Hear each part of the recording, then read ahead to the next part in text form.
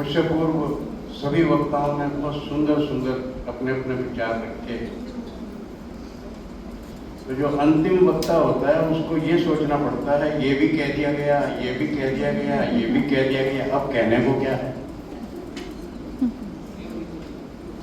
तो बाकी को बोलने के लिए विचार ढूंढना होता है, मुझे नहीं बोलने के लिए ढूंढना होता है कि क्या नहीं बोलना।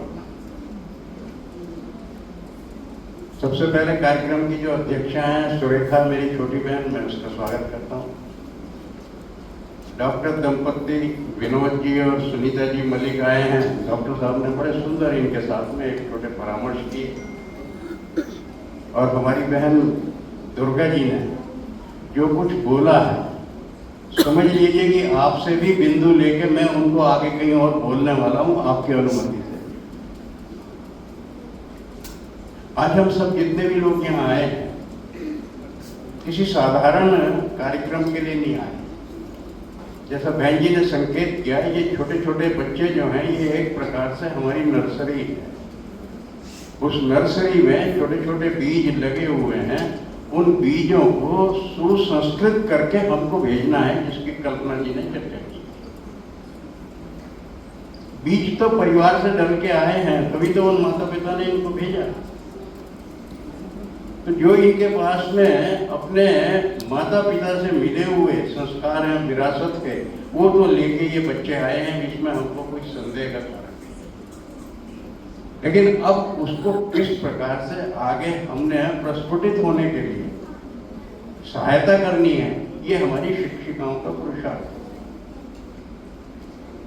मैं एक दो बात बड़ी मौलिक आप सबके बीच में कहना, विशेष रूप से कहना चाहता हूँ। एक महिला सशक्तिकरण की बहुत चर्चा होती है। हमारे जितने भी राजनीतिक दल हैं उनके पास तो एक ही विकल्प है, आरक्षण। हमारे समाज के जितने भी चिंतक हैं उनके पास विकल्प है प्रशिक्षण। आरक्षण हमको सशक्त नहीं करता है, दुर्बल करता है। पहले ही प्रमाण पत्र देता है कि हम दुर्बल हैं, इसलिए हमको आरक्षण चाहिए। किसी व्यक्ति के पैरों में अगर शरीर में जान नहीं है तो वो बैसाखी के सहारे चलता है।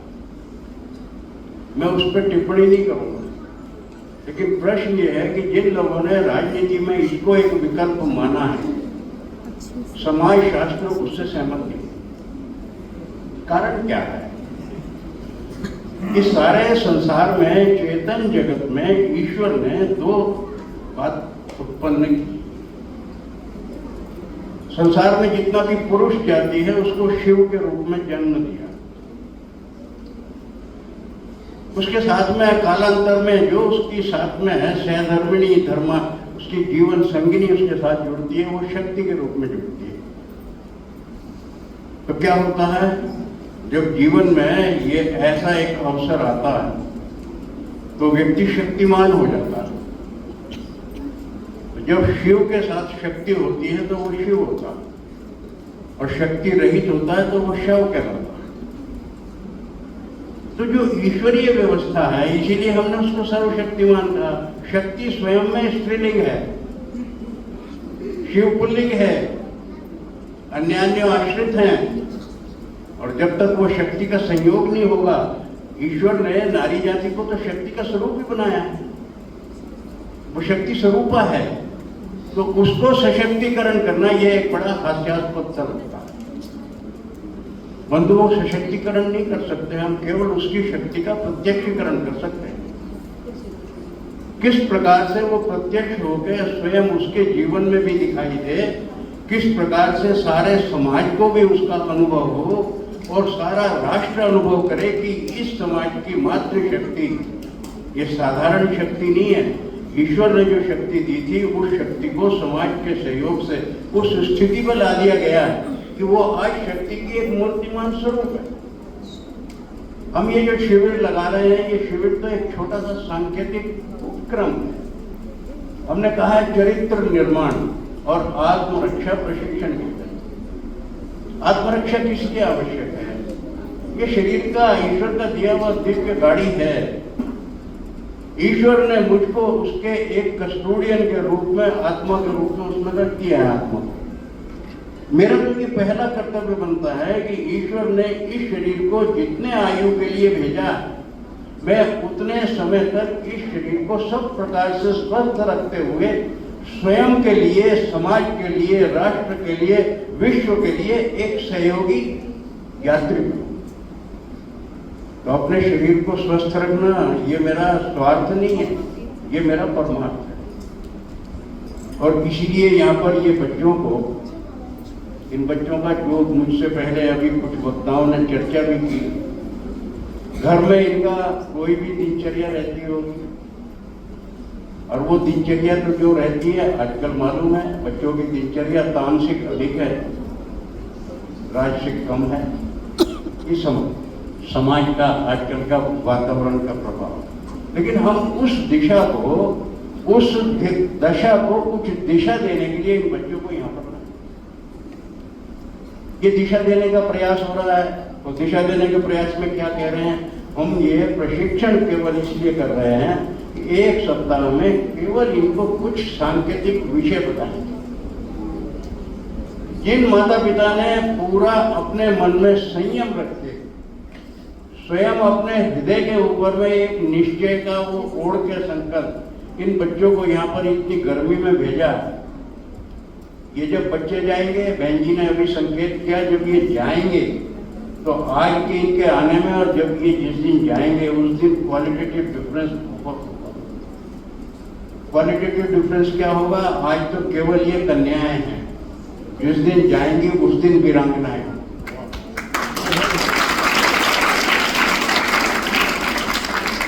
बृहस्पति ने बिल्कुल सुंदर संकेत किया। वीरांगना कहते किसको हैं, जिसके अंग अंग से वीरता का आभास हो वो वीरांगना है। जिसके संपूर्ण शरीर के अंगों के संयोजन से वीरों का जन्म होता हो वो वीरांगना है। जो स्वयं वीरा वाली है, हमारे यहाँ पंजाबी में बोलते हैं ना, हर भाई को वीर कहते हैं, किसी भी बहन को कहते हैं वीरा वाली। ये वीरा वाली क्या है, ये उसके शक्ति की पहचान है। उसका भाई दुनिया में कहीं भी हो, भाई है और भाई बहन का संबंध है, बहन अपने आप को ऐसा सुरक्षित अनुभव करती है, समझिए दुनिया की कोई ऐसी समस्या नहीं है जो मेरे ऊपर मेरा भाई ना संभाल दे। तो ये जो वीरांगनाएं हैं, इन वीरांगनाओं को वीरांगनाएं बनाना ये हमारा दायित्व है।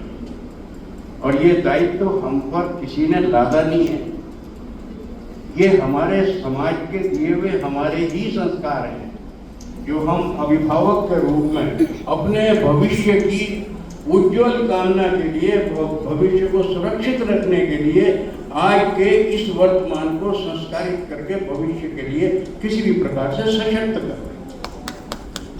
हम इन बच्चों के ऊपर उपकार नहीं कर रहे हैं, उपकार हम अपने ऊपर कर रहे हैं।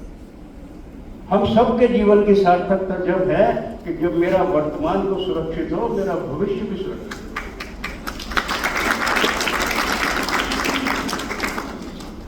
आज ये बीजारोपण की जब बात आई, मैंने केवल इतना ही संशोधन किया। बहन जी ने कहा कि हम बीज का रोपण कर रहे हैं, मैं कह रहा हूं बीज का रोपण को क्या है, बात में कोई अंतर नहीं है। प्रश्न क्या है कि इनके पास अभी तक तो जो बीज था वो बीज था जो इनको आनुषंगिक इनके परिवार से संस्कार के रूप में मिला था। अब जो व्यवहार का जो आवरण है, व्यवहार के आवरण में इतना दूषित वातावरण है जिसकी चर्चा बार बार मोबाइल फोन के नाम से है, और मालूम नहीं कितना चारों तरफ से इतनी नेगेटिव सारी फोर्सेस हम पर आक्रमण कर रही हैं। उस आक्रमण से किसी भी प्रकार से बचाने के लिए इनको संकल्पित करना, जो बार बार हो रहा था कि अनुशासन की परिभाषा क्या है, बृहस्पति ने बहुत विस्तार में उसके 3 बिंदु भी बताए। मैं उसको संयोजित करके केवल एक वाक्य में बताना चाहता हूँ। शासन उसको कहते हैं जो हम पर किसी व्यक्ति का होता है, अनुशासन वो होता है जो हमारा स्वयं का अपने ऊपर होता है। बस इतना ही अंतर है। जब मैं स्वेच्छा से अपनी इंद्रियों का दमन करके, उनको नियंत्रित करके, स्वयं अपनी इच्छा से उस पर शासन करता हूं, जब मेरा मन जो कि उभय इंद्रिय है, मेरी 5 ज्ञानेंद्रियों पे, 5 कर्मेंद्रियों पे सारथी के रूप में वास्तव में नियंत्रण प्राप्त करता है, तो मेरा अनुशासन होगा। और मेरा मन पे ही अनुशासन नहीं है, शासन नहीं है, तो बाकी इंद्रियां तो बिल्कुल नियंत्रित है ही नहीं। तो अनुशासन इन बच्चों को केवल अगर सीखना है तो एक वाक्य में ये सीख के जाना है कि जितने 3 बिंदु बताए हैं वो तो उसका विस्तार है। संयोजन केवल इतना है कि जाने के दिन जब दीक्षांत यहाँ पर समारोह हो, तब में से प्रत्येक बच्ची ये महसूस करे कि अब मैंने अपने मन के विचारों को इस प्रकार से खुली छूट नहीं देनी है, उनको बांध के रखना है। बस ये मुझको अभ्यास यहाँ पे करना है।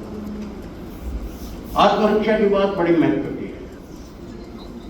हम भारतीय संस्कृति अहिंसा के लिए हमको बार बार बताया जाता है, लेकिन अहिंसा की परिभाषा बंधुओं इतनी विकृत कर दी गई है कि हमारे ही देश में कोई ऐसे भी महापुरुष हुए हैं, मुझे नाम लेने की जरूरत नहीं, आपको समझ में आ जाएगा कि कोई आपको एक चांटा मारे तो दूसरा घात उसके सामने कर दे।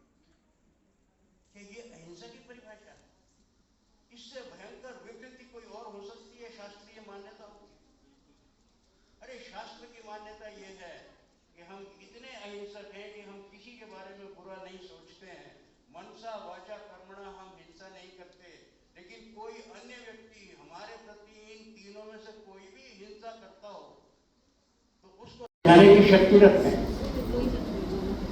हम छेड़ेंगे नहीं, लेकिन कोई हमको छेड़ेगा तो उसको छोड़ेंगे नहीं, ये अहिंसा।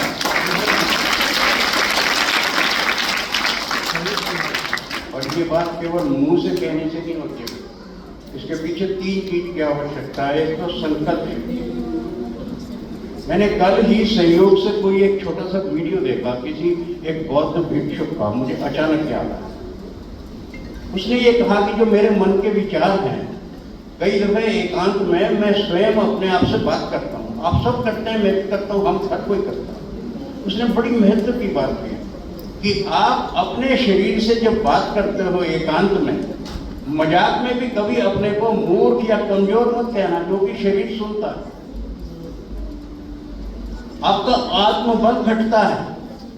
उसने इतनी सुंदर बात कही कि शरीर ये नहीं समझता कि आप मजाक में कह रहे हो, शरीर का सामर्थ्य घटता है। तो उसने बड़ी सुंदर बात कही है, हमेशा मन के अंदर विजयशालिनी प्रवृत्ति रखो। विजय की जो प्रवृत्ति होगी तो मान लीजिए कि विजय हमारी होगी। तो इसके लिए क्या है? पहली तो संकल्प शक्ति है। दूसरा योगासन और बाकी व्यायाम जिसका डॉक्टर विनोद जी ने चर्चा की, उचित आहार, उचित व्यायाम, उससे मेरा शरीर सशक्त हो, मैं किसी का प्रतिकार करने की सामर्थ्य भी तो रखती हूँ। भाई बहुत कमजोर सा आदमी चांटा खा के फिर बोलता है अब के मार, वो कहेगा कैसा आदमी है यार, एक और ले, उसके 3 भी मार दे और वो यही कहता रहे अब के मार, तो इसका मतलब ये है कि प्रतिकार करने की सामर्थ्य नहीं है। प्रतिकार की सामर्थ्य शारीरिक भी होनी चाहिए, मानसिक भी होनी चाहिए और साथ में आत्मिक भी होनी। तो ये आत्मरक्षा हम लोगों को यहाँ से सीख के जानी है। आप लोग जिस प्रकार की तपस्या के लिए यहाँ पर प्रस्तुत हुए हैं, वास्तव में वो अभिभावक, माता पिता तो साधुवाद के पात्र हैं ही, जितने हम यहाँ पर भी अभिभावक बैठे हैं इन बच्चों के, हम भी सब इसके साधुवाद के पात्र। हम केवल उनके माता पिता का धन्यवाद ही नहीं कर रहे हैं, एक प्रकार से उनका आभार प्रकट कर रहे हैं कि उन्होंने हमारे भी शिक्षण की, हमारी प्रवृत्ति को सार्थकता प्रदान की। अगर ये बच्चे नहीं आए तो हमारा होने का अर्थ क्या रह जाए? कोई भी शिक्षक केवल सार्थक जब होता है जब शिष्य उसके सामने हो, शिष्य नहीं तो शिक्षक आएगा। तो हमको सार्थकता प्रदान करने वाले ये बच्चे आए हैं, इनको सार्थक बना के भेजना ये हमारा दायित्व है, ये अन्यान्योआश्रित है। मैं इसलिए अपनी जितनी शिक्षिकाएं हैं विशेष रूप से उनका आभार प्रकट करना चाहता हूँ। अपने बच्चों के साथ परिश्रम करना तो एक स्वाभाविक प्रक्रिया है। अन्य किसी के बच्चे के साथ परिश्रम करके निस्वार्थ भाव से उसको वैसा बनाने का प्रयास करना जैसा मैं अपने बच्चे को बना सकता हूँ, ये एक देवत्व है जो हमारी शिक्षिकाओं में है। मैं इसके लिए उनका आभार प्रकट करता हूँ। और कल्पना जी को देखते हैं तो इनके व्यक्तित्व को देखते ही सुदर्शन व्यक्तित्व है। जब व्यक्तित्व इतना सुदर्शन हो तो कर्तृत्व कैसा होगा, इसकी कल्पना तो वैसी हो जाती है। उनके नाम का ही अर्थ ही कल्पना है। तो मैं सभी शिक्षिकाओं का आभार प्रकट करते हुए जिन माता पिता ने भेजा है कुछ तो आए होंगे प्रत्यक्ष रूप से, उनका तो है ही, जो नहीं आए होंगे उनको वहाँ खबर पहुँच जाए कि आपके प्रति हमने आभार प्रकट किया क्योंकि आपने इस सारे संपूर्ण उपक्रम को एक अर्थ दिया। यदि माता पिता नहीं भेजे तो बंधुओं, हमारी कितनी भी सदाशयता हो, वो सदाशयता केवल बात में बात रह जाएगी और खाली विशिंग से कुछ नहीं होगा। हमको जब तक सामने वाला व्यक्ति सहयोग नहीं करता है, इसीलिए कहते हैं कि जीवन जो है वो संघर्ष का नाम है। संघर्ष का मतलब है घर्षण। घर्षण का मतलब विरोध नहीं होता। अगर ये जमीन कड़ी नहीं हो तो हम चल नहीं सकते, पोली जमीन पे नहीं चल पाते। तो जब तक सामने से हमको पूरा प्रतिरोध नहीं मिलता तो पतंग भी ऊंची जब जाती है, kites rise high only when against the wind. हवा के साथ तो बहती है, गिरती है, और हवा के विपरीत खींचो तो उड़ती है। तो मैं सबका सामूहिक रूप से अधिकार करके आभार। एक छोटी सी बात जरूर और कहना चाहता हूँ। आपने मुझको सम्मानित किया, क्या है ये, वीर सम्मान। आज संयोग से मैं अकेला यहाँ शिव नहीं आया हूँ, शक्ति भी साथ है। तो मेरी उपस्थिति जब पूरी मानी जाएगी जब शिव के साथ। बस इतना अनुरोध करके अपनी बात